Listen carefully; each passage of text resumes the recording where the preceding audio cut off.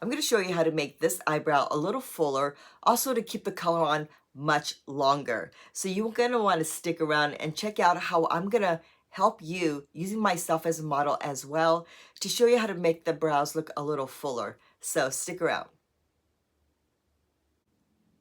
Hey everybody, it's Jasmine, your brow expert. Thank you so much for joining me. So yeah, I have been shaping eyebrows for 25 years and going, and I'm still at the salon in Beverly Hills at the Anastasia salon, that is. And so please come by and get your brows shaped. It's been a pleasure meeting some of you. Thank you for trusting me with the eyebrows. Some of you have come bringing your friends, family, had your daughter shaped eyebrows. I mean, trusted me with your daughter. Thank you. And so please come. It really does make a big difference. So make your appointment. And like I said, I've seen just about every eyebrow there is for doing brows for 25 years, right? And it's still a thrill for me to see that before and after. And so, and this model is no exception. Thin eyebrows is something I think most of us deal with, and especially as we age. Mine are tattooed. I had my brows tattooed a long time ago. It's faded over time, and I've gotten it touched up over time. It's not for everybody. It just was for me because I didn't have much brow hair at all, if at all, really.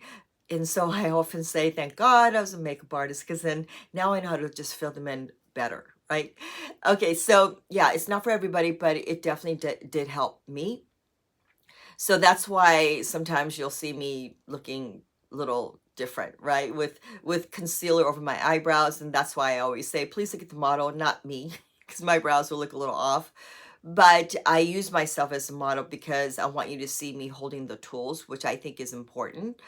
And that's the other thing. Shaping is important, which is the most important thing, but also just to hold the products the best way you can, so that way you get the best outcome. Because I think when we're holding the pencil or the gels, we tend to just hold it in such a way that you've gotten so used to, and no one's ever shown you like, okay, well, hold it this way and don't put that much pressure. Start at the end, work your way towards the front, or like do this and don't do that, or try not to do this and try to do this. That's probably the better way. But yeah, so let me bring on the model, and you guys will follow along with me in the journey of making this eyebrow a little fuller. So if you have thin eyebrows like this and you don't want to go fuller just to be full and make it look a little too silly, right? If we've all done that as well. So this is just a really quick, easy tip. And I say it's quick and easy because I'm going to use the dip brow gel.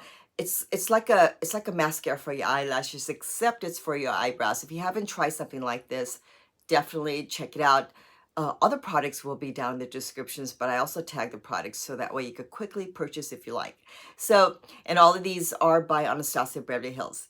So like I said, the thin eyebrows, it's a quick and easy way of applying color if you do it the way I'm showing you. Okay, so I'm only going to do one side of the eyebrow. I will show you a couple of things first. First, I want to show you how far down this eyebrow is. Technically, if you were to just do right here, the pinch of the nose straight up and down in a 90-degree angle, that's how you know how far down your brows are. And this sometimes helps you just get it closer into the nose bridge. I'm also pointing out these two lines, partly because I always want people to know that it's not always about over tweezing, and sometimes the unevenness of your eyebrows is because of the lines and the frown marks or the expressions that we make. So that is part of why the brows can be so different from one side to the other.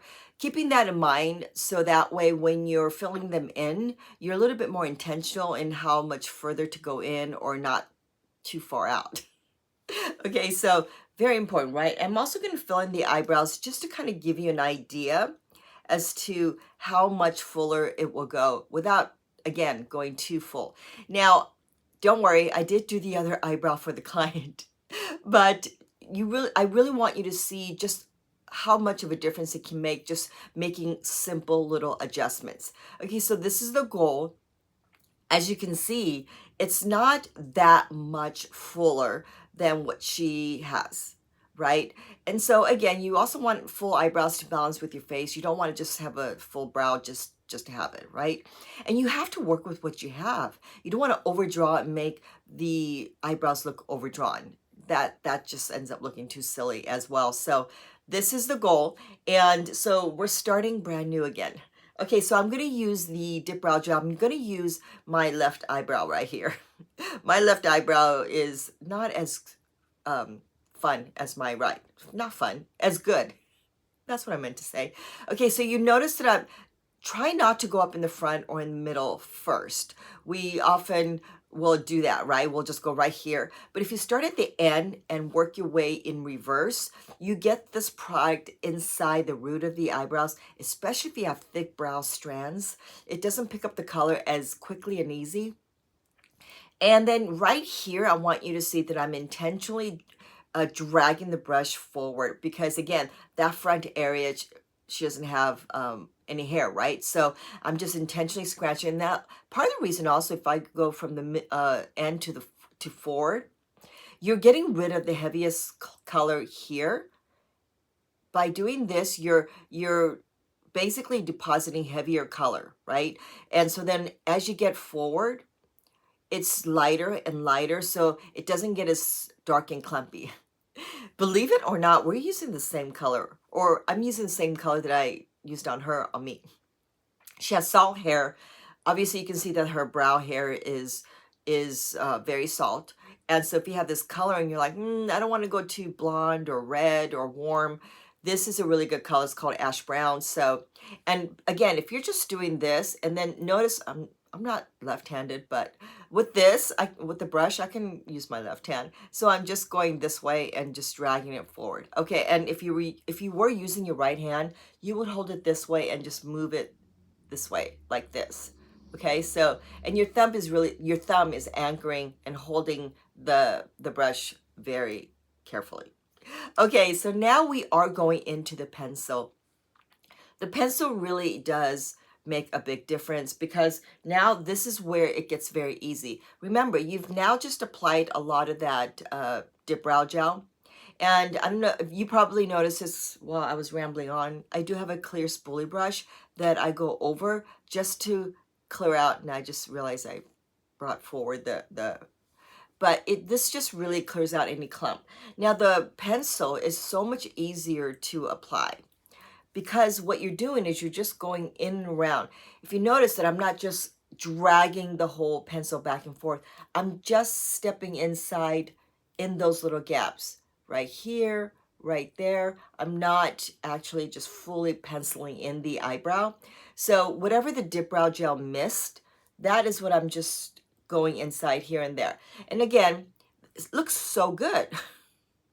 I always love, I did this, but I'm still like, I still like it, right? I still like seeing the improvement on the eyebrow. So again, just in between these little gaps. And what the gel does is also separates the hair. Keep in mind, this product does have some fiber, so it makes the hair look thicker as well as creating a fuller look. But it's really just adding that extra color to your brow hair. So if you have a full set of eyebrows, but it's really light, this is also a really good product to use to just darken up the hair. Okay, so very, very important.